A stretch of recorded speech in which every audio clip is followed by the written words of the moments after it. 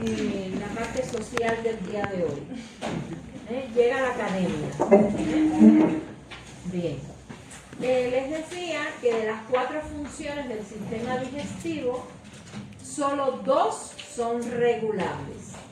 Es obvio, porque ¿cómo regulas la digestión si la digestión se regula pero bioquímicamente? ¿Bien? Bien, entonces solamente se regulan la motilidad y la secreción. Y es consecuencia de estas 2 funciones la digestión y la absorción. Bueno, entonces, ¿cuáles son los principales movimientos?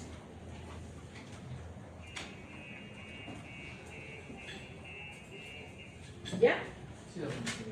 ¿Ya? ¿Ya guardaste todo? Te voy a esperar. Porque te veo disociado. ¿Cuáles son los principales movimientos de las diferentes secciones del canal alimentario en cuanto a la movilidad? ¿Bien? Esófago, bueno, cavidad oral se encargan los odontólogos. Los odontólogos trabajan la armonía facial y sobre todo la ortopedia de que coincidan ambas arcadas, maxilar y mandíbula, para hacer una mordida perfecta, ¿verdad? No solo para la parte estética, sino también para la parte para la parte mecánica de la masticación. Por tanto, nosotros vamos a comenzar en el esófago. Eso es lo que se refiere a mordidas tipo 1, tipo 2. Claro, eso es lo que revisa el ortodoncista. Cómo es la mordida, es como el ortopédico de la boca. Cómo está el balance de la mordida y dependiendo de cómo esté, entonces para el tratamiento de ortodoncia. Un especialista en odontología que se dedica a eso. ¿Verdad? Bien. Esófago, básicamente deglución. Estómago tiene 3 movimientos importantes. En el estómago se incrementa una capa de músculo. No solo tenemos la externa, la interna, sino que hay una oblicua, intermedia. El intestino delgado básicamente mezcla y propulsión, y el intestino grueso mezcla propulsión y defecación. Fases de la deglución. Tenemos 3 fases en la deglución. Primera tenemos la fase oral, que es la única fase voluntaria. ¿Verdad? En la boca lo que nos colocamos decidimos si tragamos o no. Una vez que el alimento llega a la faringe y, por supuesto, al esófago, ya son etapas involuntarias. Involuntarias.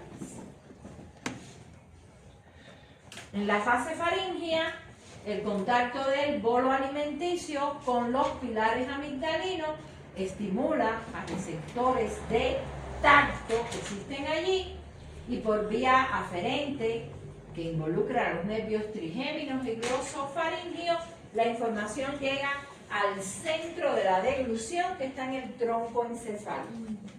Es importante que sepamos esto porque existen accidentes vasculares cerebrales o en la demencia que los pacientes de la tercera edad no tragan y no les podemos obligar a tragar, porque al final no se va a producir la deglución, el alimento se va a quedar acumulado y puede producirse una broncoaspiración.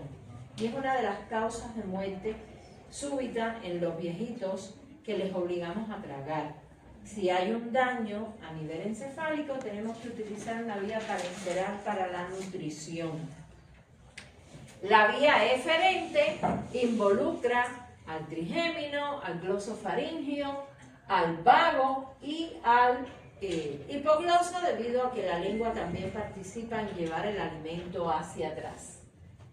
Los efectores, que son los músculos de la faringe y la porción superior del esófago, que finalmente permiten con su contracción el descenso del bolo alimenticio. Recordar que en este reflejo de la deglución hay que cerrar dos vías de paso. El ascenso del paladar blando tapa las guanas, evitando que el alimento salga por las vías nasales. Mientras que el ascenso de la laringe hace que la epiglotis cierre el adito laringio, evitando que el alimento vaya a la vía respiratoria. Por tanto, es importante conocer que cualquiera de las fallas de estos cierres entonces pudieran traer como consecuencia alteraciones en la deglución fisiológica. En el esófago, una vez que el bolo distiende la pared del esófago, se produce la peristalsis que ya les enseñé. Distensión, anillo constrictor por encima, relajación receptiva. Y eso es lo que constituye las contracciones primarias y secundarias del esófago. El esófago se comporta como una cavidad virtual, de manera que la deglución, eso que distiende la pared superior del esófago, generaría contracciones secundarias. A veces el trozo que nos queremos tragar es demasiado grande y produce un malestar, un dolor a la deglución. Y es por la distensión aguda de la pared del esófago. Por eso tenemos que masticar bien los alimentos y tragar correctamente para poder evitar esa situación. Estómago. El estómago funciona como una verdadera licuadora. O sea, primero el alimento que estamos deglutiendo está cayendo en el estómago y lo primero que hace es mezclarse. Mezclarse con el jugo gástrico. Se mezcla y ocupa la porción central. Y ahí se forma el quimo. O sea que en la boca y en el esófago hablamos de bolo alimenticio, deglutido. Pero en el estómago hablamos de quimo. ¿Qué cosa es el quimo? El quimo es un contenido entre semisólido a líquido, a semilíquido. Dependiendo de qué, de si el alimento es líquido o es más sólido. Pero ya vamos a tener una descomposición. Nosotros sabemos lo que es el quimo porque cuando se vomita, lo que se vomita es quimo. Ese contenido se llama quimo. Entonces en el centro se va mezclando y el alimento mezclado va a las paredes. Por la fuerza centrífuga va a las paredes. En las paredes lo que tenemos es el almacenamiento. O sea, en el centro la mezcla y lo mezclado va a las paredes, ¿verdad?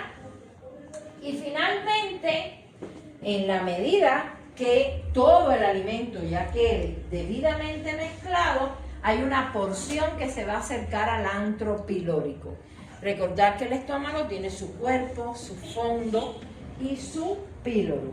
El antro pilórico, que termina en el píloro, posee unos pliegues más gruesos y cuando el alimento se acerca a ese lugar, las contracciones allí son más intensas, tanto en número como en magnitud. A eso le llamamos bomba pilórica. O sea, ¿qué cosa es la bomba pilórica?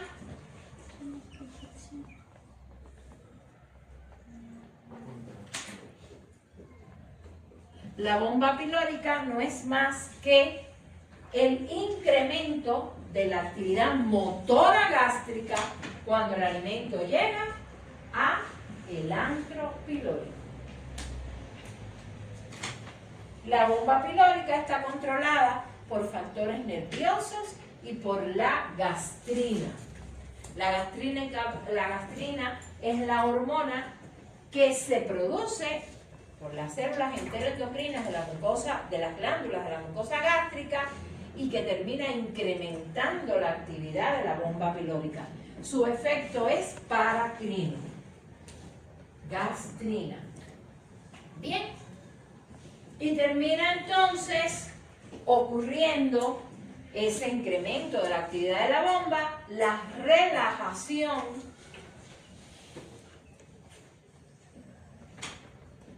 del esfínter pilórico y por tanto el vaciado de ese volumen de quimo. Normalmente el estómago no se vacía totalmente en el duodeno. Eso imposible que pudiera ser, porque si eso pasara, entonces tendríamos una parte importante de los nutrimentos perdidos, debido a que no da tiempo ni a digerir ni a absorber. Por tanto, el vaciamiento gástrico es de forma intermitente. Inmediatamente que se activa la bomba pilórica, que se relaja el esfínter pilórico, una pequeña porción cae en el duodeno y distiende el bulbo duodenal. La distensión del bulbo duodenal trae como consecuencia reflejos contrarios. Ahí hablamos del reflejo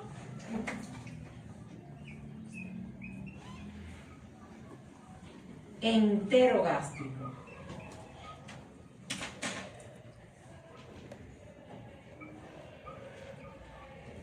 Un reflejo intenso que se desencadena en el duodeno, que tiene tres componentes: un componente local, un componente simpático y un componente parasimpático. El componente local envía contracciones hacia atrás, disminuyendo la actividad de la bomba pilórica y además aumentando la intensidad del esfínter pilórico. El componente parasimpático excitaría, como favorecería la motilidad, está inhibido, mientras que el componente simpático está excitado. Por tanto, el reflejo enterogástrico es un reflejo que disminuye el vaciamiento gástrico. Y es el más importante de los mecanismos que controlan el vaciamiento. El más importante de todos. Por tanto, podemos decir que el vaciamiento es más lento que rápido. O sea, si van a definir cómo es el vaciamiento, es lo suficientemente rápido para que no se produzca un enlentecimiento del alimento en el estómago, pero lo suficientemente lento para que de forma intermitente las porciones de quimo que son vertidas en el duodeno pudieran ser digeridas y posteriormente absorbidas.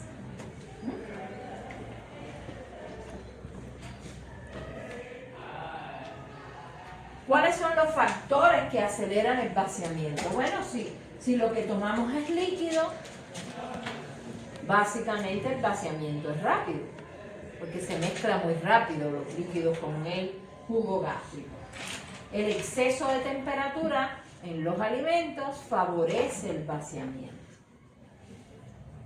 Los fármacos colinérgicos. Recuerden que la palabra colinérgica define al sistema parasimpático desde el punto de vista de su neurotransmisor.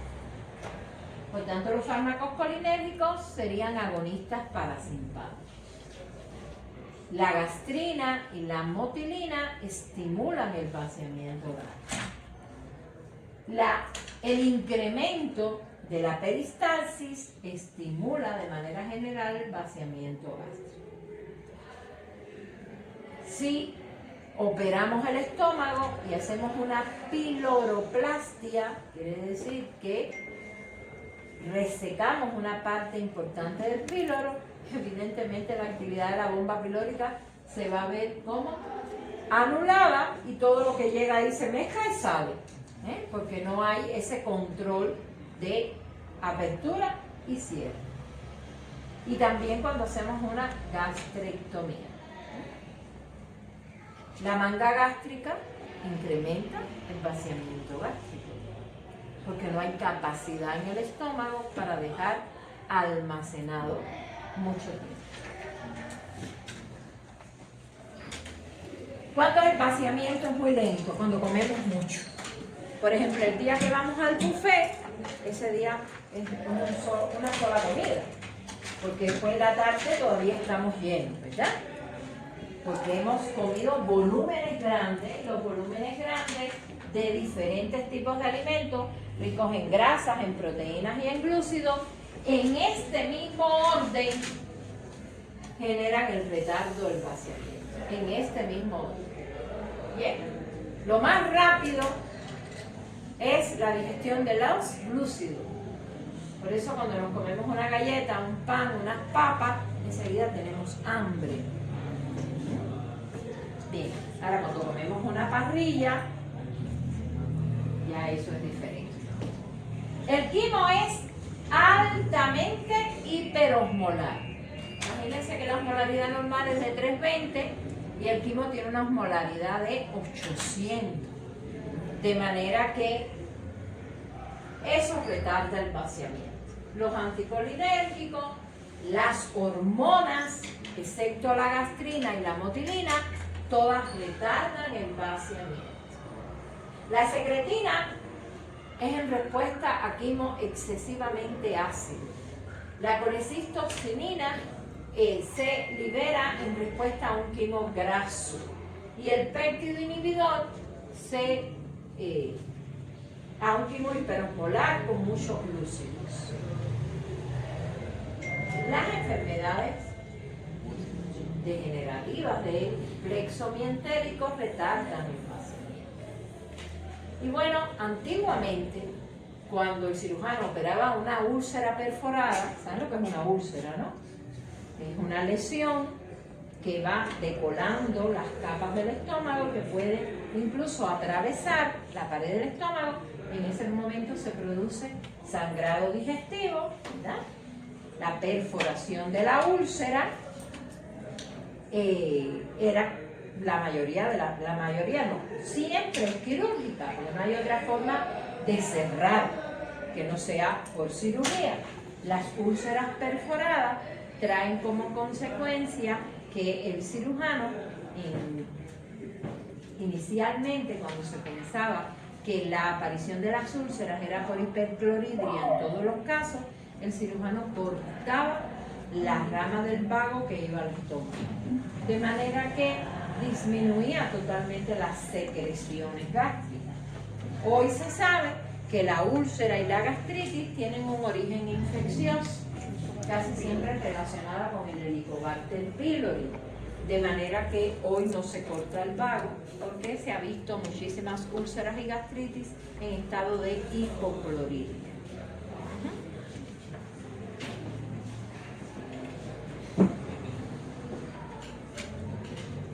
Entonces, si alguien me preguntara cuáles son los factores que regulan el vaciamiento gástrico, tengo factores gástricos y factores duodenales. Dentro de los factores gástricos hay nerviosos y hormonales, y dentro de los factores duodenales hay nerviosos y hormonales. Los gástricos empujan, aceleran, y los duodenales se oponen. ¿Y cuál prevalece? Los duodenales. ¿Bien?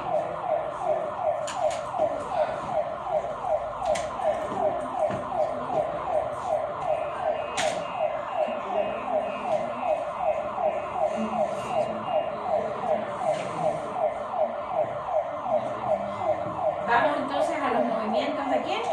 Del intestino delgado. El intestino delgado, en todos los libros, ¿verdad? Lo vemos así. ¿Cómo le llamamos a eso? Asas intestinales, ¿verdad? Sin embargo, si el paciente se muere, el intestino pasa de esta forma a esta forma. Desaparecen las asas. ¿Por qué? Bueno, evidentemente evidentemente porque no es una estructura morfológica, es una estructura funcional. O sea, la función es lo que me genera segmentación. ¿Por qué? Porque a estos niveles se producen estímulos de grupos de neuronas del plexo mientérico que producen cierto grado de contracción. Y si hay contracción y un segmento de intestino intermedio, la propulsión se reduce, ¿sí o no? De manera que eso favorece la mezcla. O sea, si aquí se contrae y aquí igual, el contenido se mezcla. Entonces, la segmentación genera movimiento de mezcla. Y la propulsión, ya habíamos dicho que era distensión, contracción, 2-3 centímetros por encima, ¿verdad? Y relajación receptiva. Distensión, contracción y relajación receptiva. Y así va avanzando el contenido. ¿Está claro?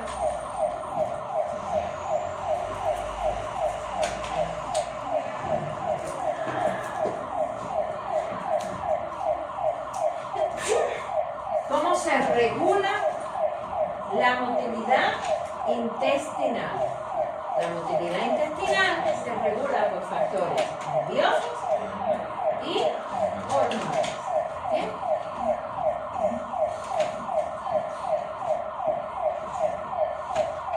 Señales nerviosas positivas que se originan en el estómago y que llegan al intestino. Son un reflejo gastroentérico. Si es muy intenso, puede llegar al colon, gastro-cólico. Son las personas que comen y tienen que ir al baño. Hay personas que inmediatamente que se les distiende el estómago, los lleva al baño. Eso es un estímulo de toda la pared, de todo el plexo, que produce evacuación del colon. Eso es bueno, no es malo. ¿Quiénes tienen un reflejo gastrocólico exacerbado? Los recién nacidos. Los recién nacidos maman y se llena el pañal. A eso se llama diarrea del recién nacido, pero es fisiológico. Y es por la hiperexcitabilidad del plexo mientérico. Acuérdense que durante los 9 meses ese bebito tuvo su intestino sin función, ¿verdad? Solo lleno de ¿qué? Como si fuera una sustancia que lo que hizo fue proteger el tubo digestivo, de color oscuro, que se expulsa o sea, fisiológicamente se debe expulsar después que nace. La primera aparente defecación es la expulsión de ese meconio. Cuando se produce sufrimiento fetal, entonces se acelera el peristaltismo fetal y eso produce la salida del meconio intraútero. Cuando eso pasa, entonces ese meconio tiñe el líquido amniótico, que puede ser café o negro, y eso es señal de que el feto está sufriendo. Por tanto, el líquido amniótico cuando sale debe ser transparente como el agua de ropa. Si no es transparente y si está teñido por el meconio, significa que hay que correr porque se puede producir una asfixia. Entonces eso sí es signo de indicación de cesárea. Un feto que esté sufriendo y que tenga un líquido meconial, una cruz, 2 cruces, 3 cruces, 4 cruces, significa que es inminente que salga de vida. ¿Bien? Ya. Entonces, las hormonas, que como ustedes ven aquí, la gastrina aumenta el vaciamiento, aumenta la actividad intestinal, al igual que la motilina, y las otras hormonas lo que hacen es reducir. Con el respecto al colon pasa lo mismo. La única diferencia es que en el colon no se llama segmentación, sino austraciones. ¿Ya? El diámetro del colon es mayor.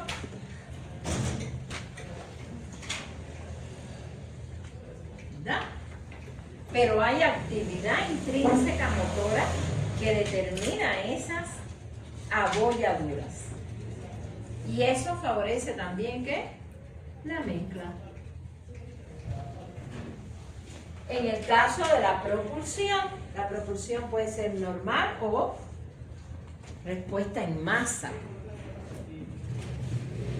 Movimientos en masas.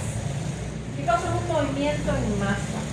Un reflejo que produce la propulsión acelerada del contenido, el movimiento de todo el colon y la llegada de heces al recto. Normalmente el recto está vacío. Por eso algunas personas cogen el recto para otra cosa, o sea, para defecar, porque está vacío. Si el recto estuviera lleno, imposible, ¿verdad? ¿Eh? ¿Cómo? ¿Cómo? No, ¿Escuché? no, yo nada que ver. Bien, entonces,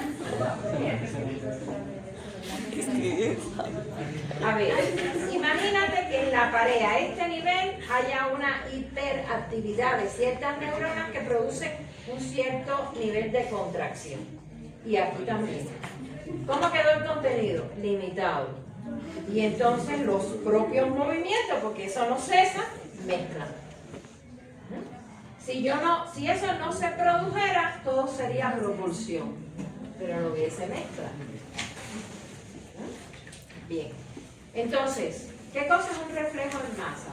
Un reflejo en masa produce dolor, produce sudoración, produce filoerección, aumenta la secreción salival. Un reflejo en masa me manda al baño sí o sí. E incluso los pacientes pediátricos lo interpretan como que están enfermos. Me duele el estómago, me duele, deme algo para el estómago. Cuando defecan, se quita. Eso es un reflejo en masa. ¿Y por qué pasa eso? Eso pasa porque primero el colon está bien ocupado. Entonces la llegada de nuevo alimento a la parte superior del tubo digestivo estimula la motilidad. O sea, incluso las personas que se pasan muchos días sin defecar, el apetito disminuye. O sea, no tienen hambre, tienen como distendido el abdomen, se les llena la boca de agua, tienen náusea, y esos son reflejos parasimpáticos que generan la evacuación del colon. Lo que pasa es que hasta que no llega materia al recto, no se estimula el reflejo de la defecación. Usted puede estar llena de heces hasta aquí. ¿Por qué? Porque sus heces son muy duras. El colon ascendente todavía reabsorbe agua y electrolitos. De manera que en la medida que la materia fecal esté allí, se está resecando más y más y más. ¿Ah? ¿De qué depende que podamos defecar o no todos los días? Depende, primero, del estilo de vida y segundo, de los hábitos alimentarios. El estilo de vida, las personas sedentarias tienden a tener un intestino perezoso, un intestino que se mueve menos. Las personas que solo comen seco, y seco no me refiero a los alimentos per se. Hay quien dice, come grasa. No. La grasa normalmente se absorbe toda. La presencia de grasas en las heces es patológico. Eso se llama esteatorrea. ¿Y cómo vemos, y cómo usamos un individuo si está defecando la grasa? Porque las heces grasas no van al fondo, se quedan sobrenadando. Entonces la presencia de heces brillosas que sobrenadan son patognomónicas de grasa en heces. ¿Y de qué puede ser la grasa en heces? Una insuficiencia hepática, de una insuficiencia biliar, de un trastorno de malabsorción intestinal, o sea, es patológico. Toda la grasa que usted come se absorbe. ¿Ya? Entonces, no es que coma grasa para defecar mejor, no. Come fibra. ¿Por qué? Porque la fibra es la única cosa que puede expandir el bolo fecal y hacerlo más hidratado. Porque la fibra se comporta como una sustancia osmótica, atrae agua. Acuérdense que la fibra, no tenemos enzimas para digerir la fibra. Entonces es lo único que nos ayuda. Dos cosas. Uno, movernos. Actividad física. Puede ser caminar, no es necesario ir al gimnasio, pero podemos caminar, hacer pausas activas. Y la otra es la dieta. Frutas, vegetales, fibras. Todo lo que tenga celulosa. Es muy bueno, pero muy bueno para defecar. ¿Bien? ¿Está claro? Toda la fruta tiene masa y en esa masa hay celulosa. No necesariamente tienen que ser los tallos verdes. Elementos astringentes. ¿Qué cosa es astringente? Que es bueno cuando tenemos diarrea, porque es astringente, lo que hace es reducir el peristaltismo y favorecer la absorción y por tanto secar las heces. Los cereales son astringentes, el arroz, las carnes son súper astringentes. Usted nunca ve una vaca estreñida, ¿verdad? Pero sin embargo, a los perros, cuando se les da semilla, están estreñidos, defecan seco. ¿Por qué? Porque esas semillas que tienen proteína, la proteína es astringente. ¿Está claro? Entonces lo único que no es astringente, ¿qué cosa es? La celulosa. ¿Dónde tenemos celulosa? ¿Dónde comemos celulosa? En las cáscaras de los frejos, en las frutas y en los vegetales. ¿Está claro? Entonces, buen hábito intestinal. ¿Por qué? Porque la materia fecal contra la pared intestinal predispone al cáncer.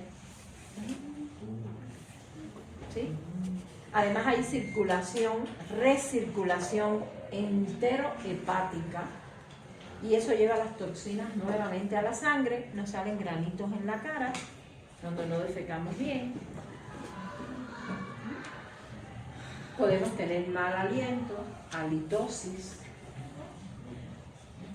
porque los gases suben. Tanto el colon debe estar ¿qué?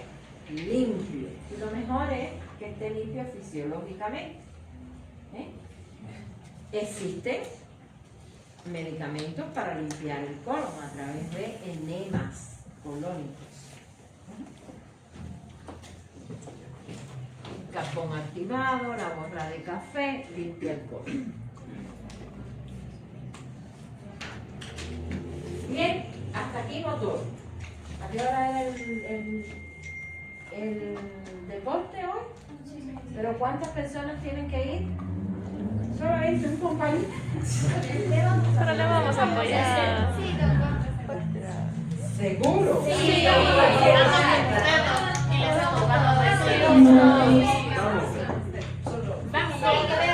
¿A qué hora pueden mañana terminar la clase?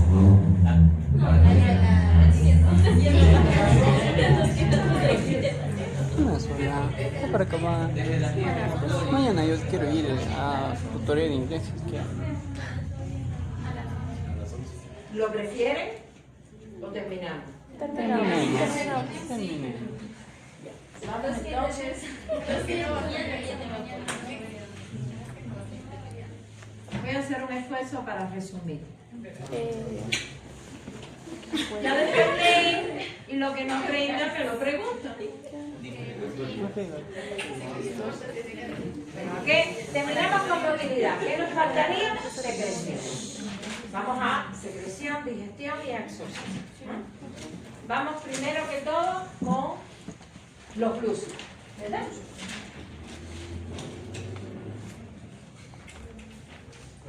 Glúcidos.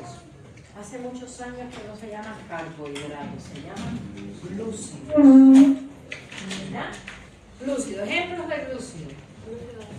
Glúcidos.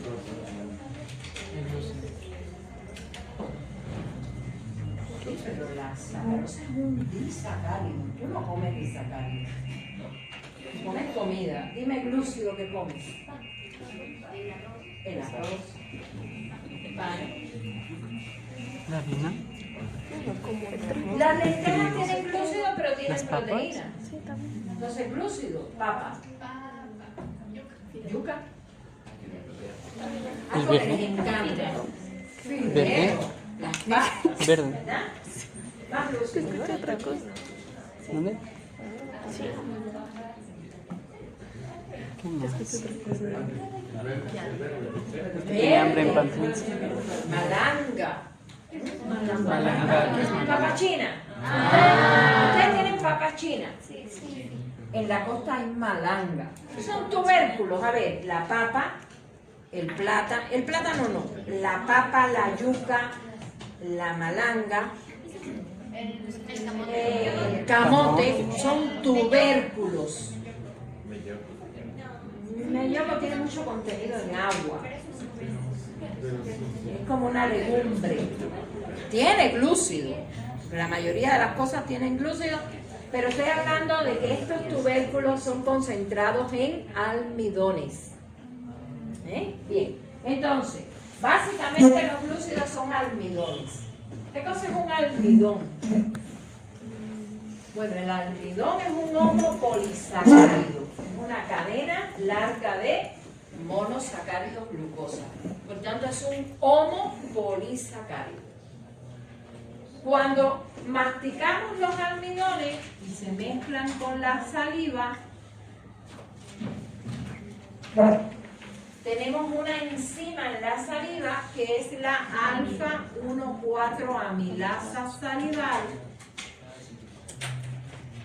o tialina. Se llama así también.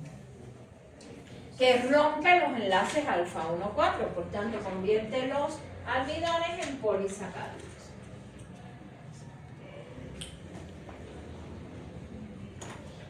Y oligosacáridos. ¿De qué depende los productos? Depende del tiempo de la masticación. Porque mientras más mastique, más actividad enzimática hay. La saliva además tiene agua, electrolitos, lisosimas, inmunoglobulina A.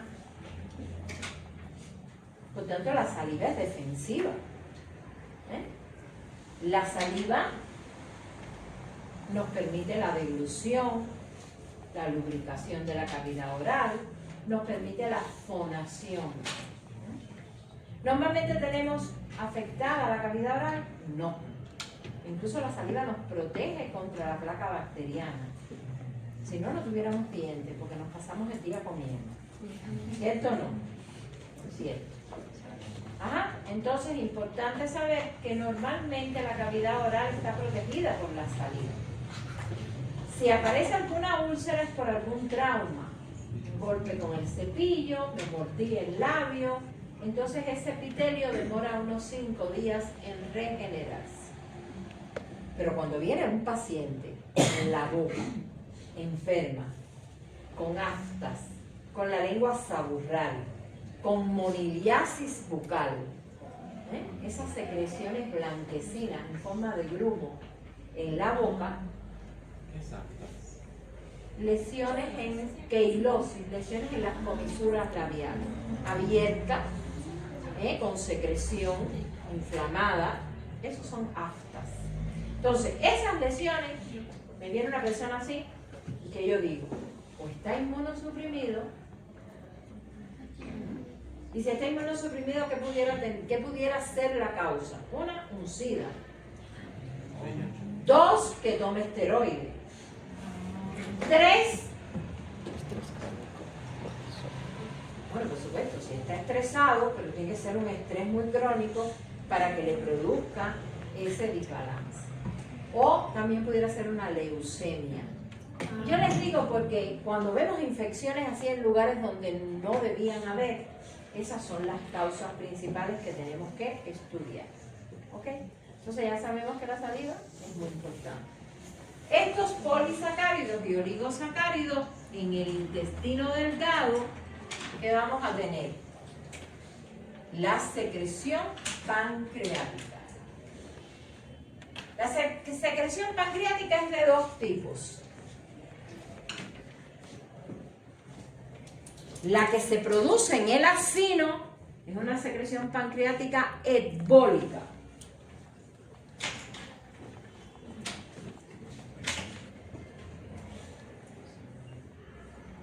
Este es del acino.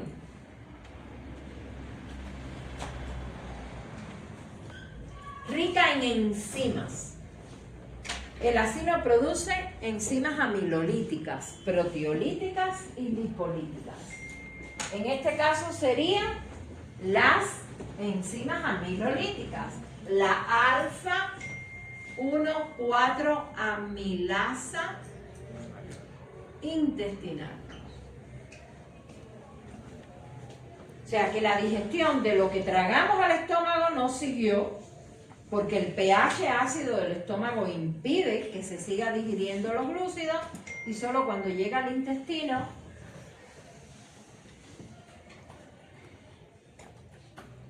es que continúa, ¿no?, la digestión. ¿Estamos claros? Bien. Estos polisacáridos y oligosacáridos se convierten en disacáridos. Los disacáridos, en el caso de los disacáridos, tienen un nombre propio. Vamos a ponerlos. La lactosa, la sacarosa y la maltosa.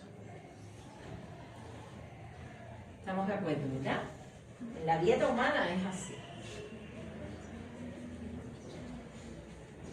Y vamos a la última fase, que también se considera función secretora, que es en el intestino. En el enterocito hay una microvellosidad. El enterocito secreta, produce enzimas disacaridasas que se van a colocar aquí, en el borde encerado. Por tanto, se llama digestión de pared. ¿Bien? Para la lactosa está la lactasa. Para la sacarosa está la sacarasa. Y para la maltosa está la maltasa. La lactosa, por efecto de la lactasa, se convierte en glucosa más galactosa. La sacarosa, por acción de la sacarasa, se convierte en glucosa más fructosa. Y la maltosa, 2-glucosa. ¿Estamos de acuerdo, verdad? ¿Qué se absorbe? Los monosacáridos.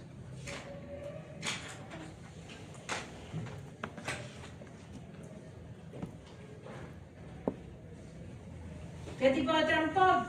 Transporte activo secundario, se llama cotransporte sodio-glucosa.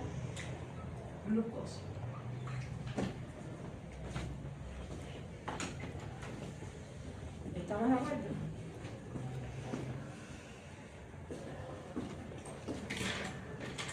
Vamos a las proteínas.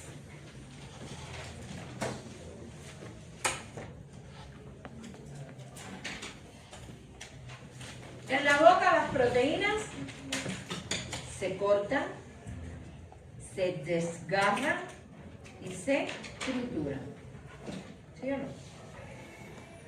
Cuando las personas tienen ¿qué? Molares, premolares e incisivos. y caninos. En la boca no se produce la digestión de las proteínas. ¿Llega a dónde? Al estómago. Y en el estómago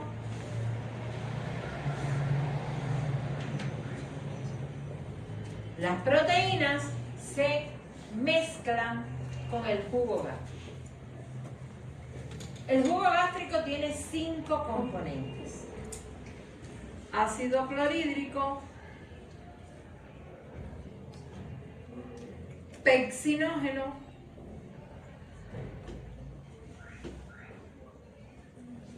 factor intrínseco,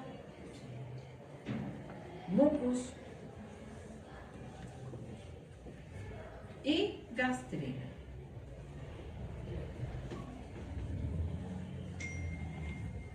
¿Estamos de acuerdo? Importancia del ácido clorhídrico. Defensivo, en primer lugar, pH bien bajo en el estómago. En segundo lugar,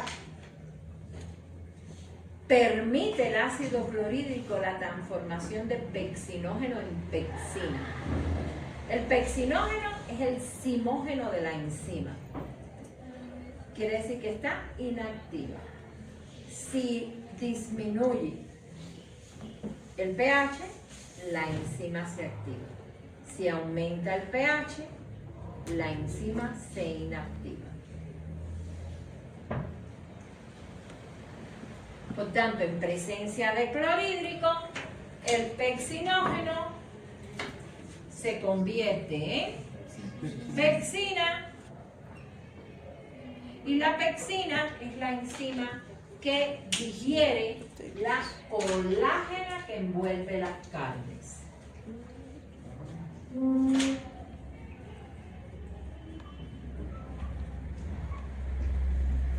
¿Cómo le decimos en casa a esa colágena que envuelve las carnes? Ninguno ni asoma por la cocina. Venas. Venas. Cuando las carnes están entretejidas con colágena, esa carne tiene muchas venas.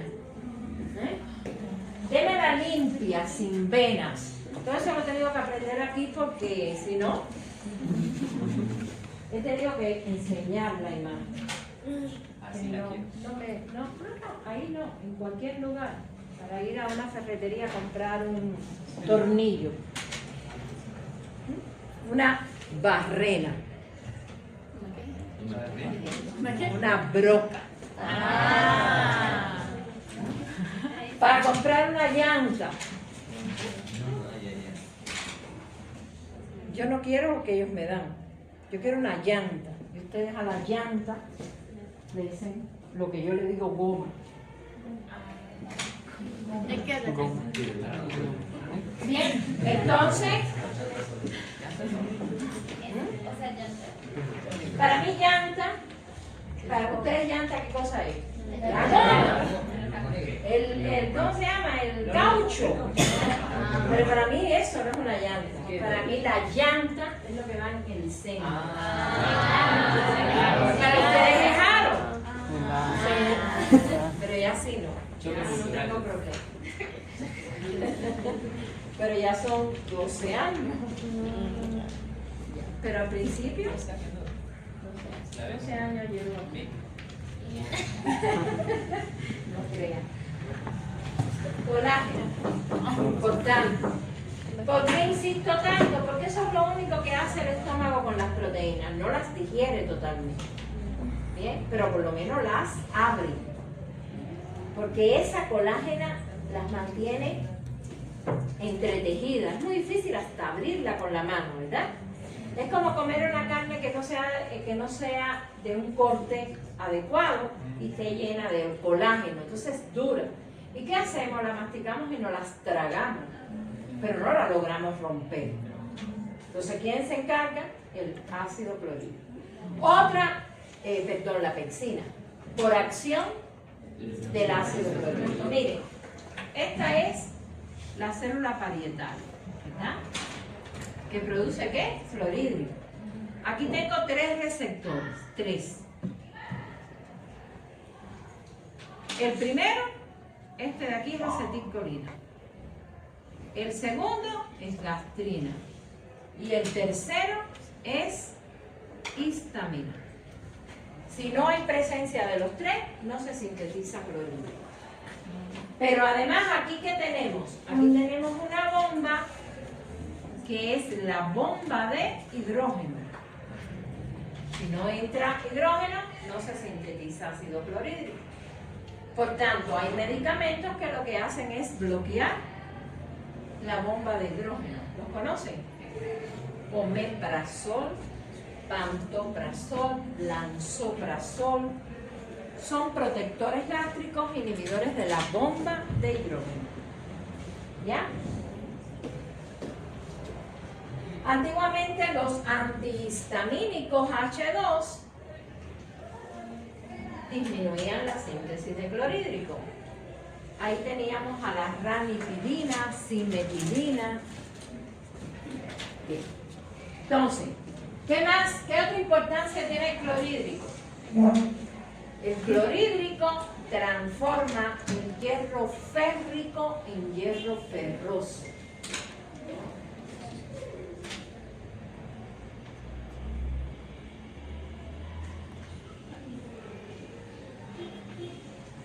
Y el ferroso es el que se absorbe. ¿Cómo comemos hierro? De dos maneras.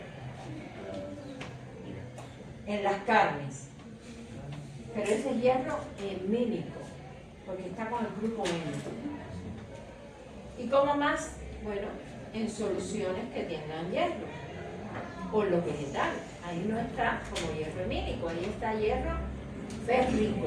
Y necesitamos que esté en ferroso. Entonces, ¿cómo resolvemos eso?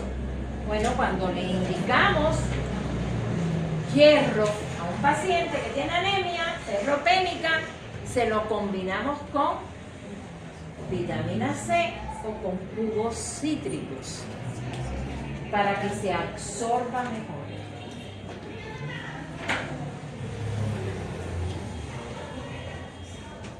El factor intrínseco es una proteína que sin ella no se absorbe la vitamina B2. ¿Y la B2 es importante? ¿Qué crees? Sí, ¿para qué? Fíjense que ya nos estamos entendiendo de qué. De la física. Por tanto, todos los por qué son ahora. ¿Para qué? ¿Cómo?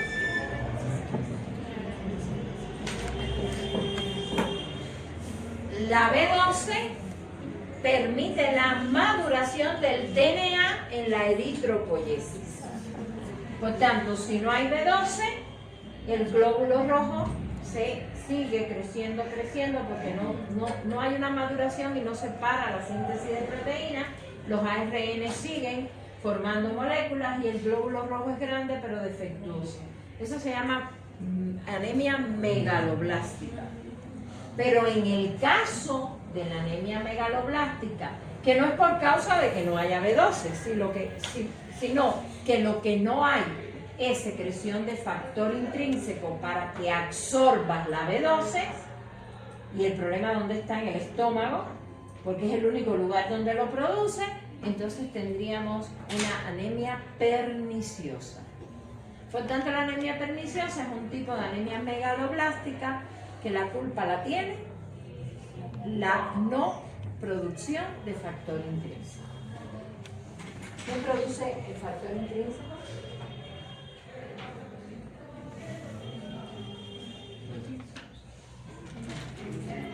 ¿Quién produce el factor intrínseco? No, mi amor, eso lo producen las células oxínticas de las glándulas de la lámina propia del estómago, de la mucosa. Células oxínticas. El clorhídrico lo producen las células parietales. El mucus, las mucosas del cuello. A ver, ustedes, como les digo yo, ustedes tienen que saber la embriología, la histología y la anatomía, qué sé yo. Bien. La histología se sabe todo. pero hay que calzar la anatomía con las morfológicas para poder entender, ¿no? Bien. Entonces, finalmente no me queda nada, solo gastrina. La gastrina tiene un efecto paracrino y lo que produce es intensificación de la bomba pilórica y aumento del vaciamiento gástrico y de la motilidad intestinal. ¿Ya? ¿Ya lo tenemos todo? Sí. Ah, me faltó. El factor intrínseco, además, la vitamina B12, además, es importante porque participa en la síntesis de mielina. ¿Ya? Por tanto, un déficit de vitamina B12 produce una polineuritis, piernas cansadas. El paciente llega que no levanta las piernas. Tengo las piernas pesadas, doctor, no puedo avanzar. ¿Qué hago? Determinar B12.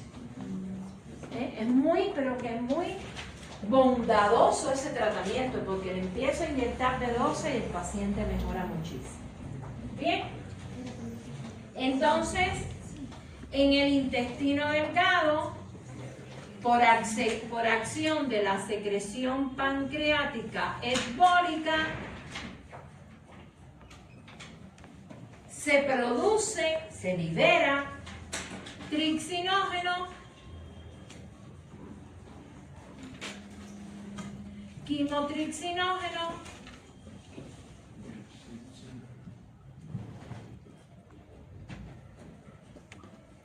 procarboxipolipeptidasa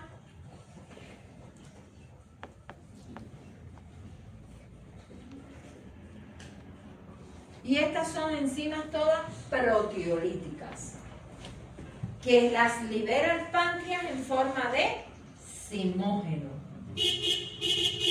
Porque imagínense que se liberaran en forma activa, se iban comiendo todo. ¿Bien?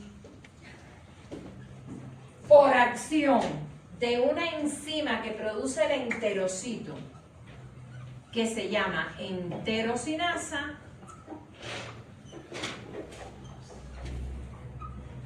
esta enterocinasa hace que el trixinógeno se convierta en trixina. Y la trixina, a su vez, hace que el resto de enzimas se activen. Pero ya eso es en la luz intestinal. De manera que las proteínas entonces se convertirían en polipéptidos. ¿Qué más? Oligopéptidos. Y por acción de las dipeptidasas, que son enzimas de pared, recuerden eso, que están en el borde, en cepillo, entonces se convierten los polipéptidos, los oligopéptidos, los dipéptidos, los tripéptidos en aminoácidos. ¿Quién se absorbe? Los aminoácidos. ¿Cuáles? Los aminoácidos esenciales, que son los que ingerimos, ¿verdad?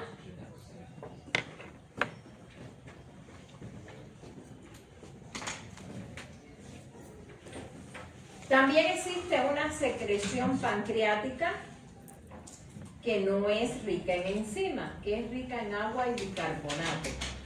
Se llama hidrolática. Esa secreción pancreática la producen los conductillos. Acuérdense que la que produce el acino como tal es serosa, pero el conductillo elabora una secreción rica en agua y bicarbonato.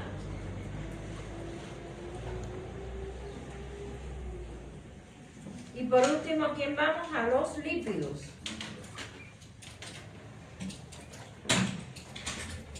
Los lípidos, los triacilgliceroles, comienzan su digestión en el intestino delgado por acción de la lipasa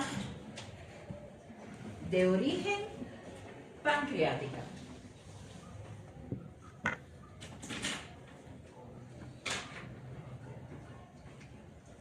y por acción o colaboración de la bilis. ¿Cuál es la función de la bilis? La bilis tiene función emulsionante o detergente. La bilis no digiere nada porque la bilis no es enzimática. ¿Qué cosa es? ¿Qué efecto es el efecto detergente? Bueno, el gran glóbulo de grasa, la bilis, los ácidos biliares se pegan y los convierten en pequeñitos globulitos de grasa, aumentando el área de trabajo de la enzima lipasa. O sea que la acción detergente o emulsionante favorece ¿qué cosa? La acción de la lipasa. También, por supuesto, que al convertir estos grandes glóbulos de grasa en pequeños globulitos, favorece el transporte. Por tanto, la bilis permite el transporte de los lípidos, tiene acción detergente y tiene acción emulsionante. Bien. Entonces, esto se descompone en ácidos grasos más glicerol. Hay algunos triacilgliceroles que se unen a proteínas y entonces esos forman los kilomicrones. Esos kilomicrones no se transportan en el torrente sanguíneo, se transportan por los kilomicrones. ¿Por dónde se transportan? Por la linfa. Por la linfa. ¿Cuál es la función de la linfa? Primero, ¿qué es la linfa? ¿Qué cosa es la linfa?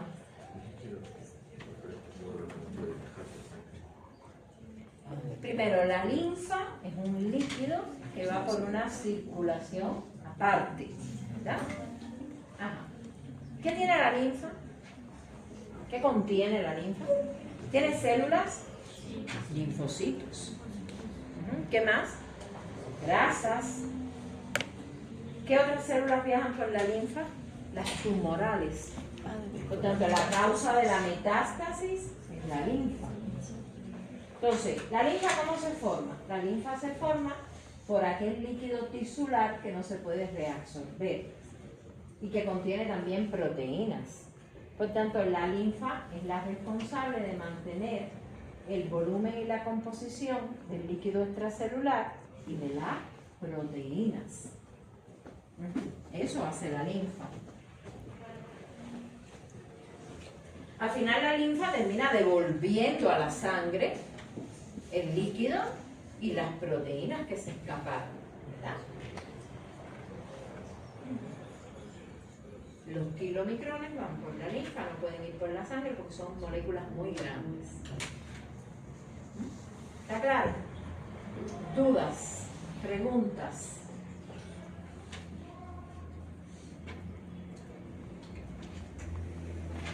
Les pido que se lean los 4 capítulos del digestivo este fin de semana, que se lean en parte, porque voy a hacer evaluación el día lunes,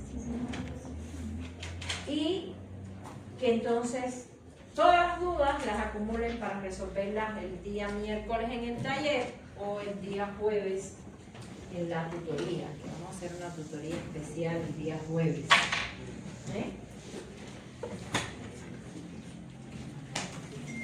Quizás no con la parte esta tan teórica, sino aplicándolo a modelos de patología. Vamos a ver qué pasaría, por ejemplo, en una pancreatitis crónica, en una pancreatitis aguda, en un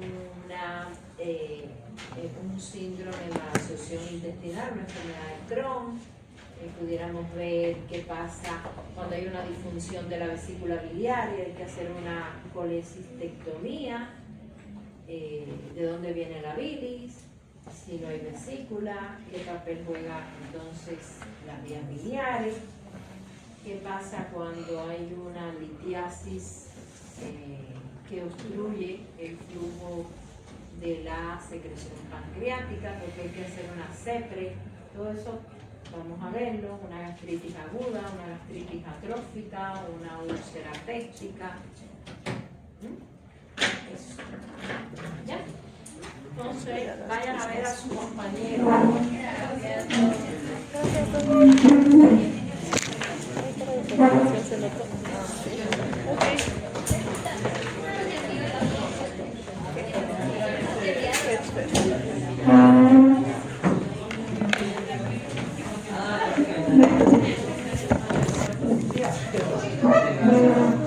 Me llamaron.